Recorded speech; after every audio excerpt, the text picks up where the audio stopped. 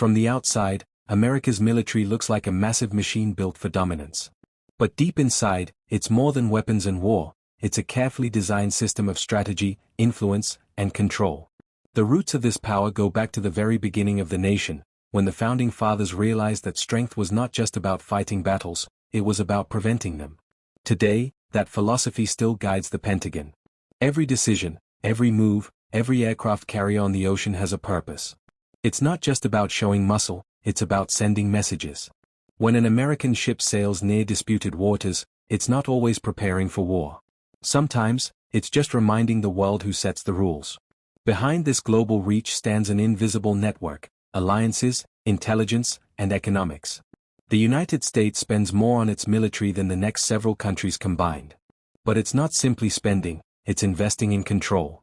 Satellites that watch the skies, submarines that hide in silence, drones that can strike anywhere. Each piece fits into a giant puzzle called strategic balance. Inside command rooms, military planners don't just talk about enemies. They talk about stability. Their goal isn't chaos, it's order, maintained on their terms. From the deserts of the Middle East to the icy waters near the Arctic, America's presence is both a shield and a signal. But power this great comes with consequences. The same force that protects also provokes. And as rivals rise and old alliances strain, one question grows louder in Washington's halls of strategy: how long can a single nation hold the balance of global control? Every move the U.S. military makes begins not on the battlefield, but in strategy rooms buried deep inside Washington. Behind closed doors, analysts, generals, and advisors gather around glowing maps, studying zones of tension across the globe. Their goal is simple: maintain dominance without direct conflict. It's a game of chess, not checkers. The American strategy revolves around three core pillars: presence, precision, and partnership. Presence means having troops, bases, and ships in key regions, from Japan to Germany, from the Middle East to Africa.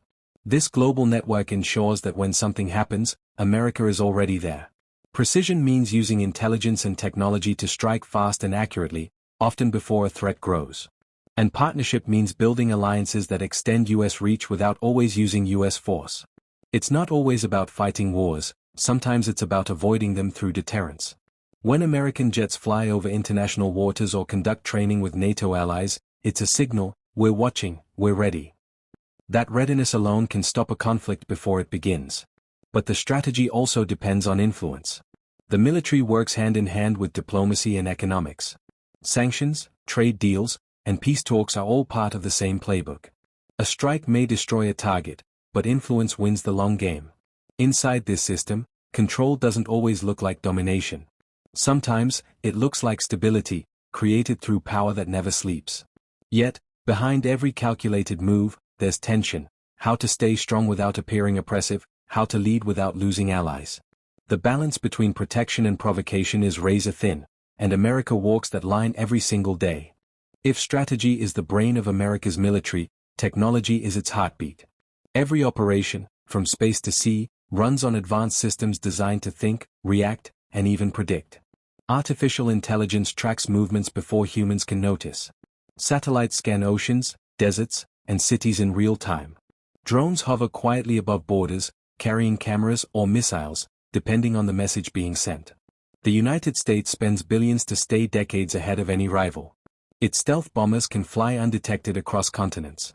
Its submarines move like ghosts under the waves, able to launch nuclear weapons or gather intelligence without ever being seen.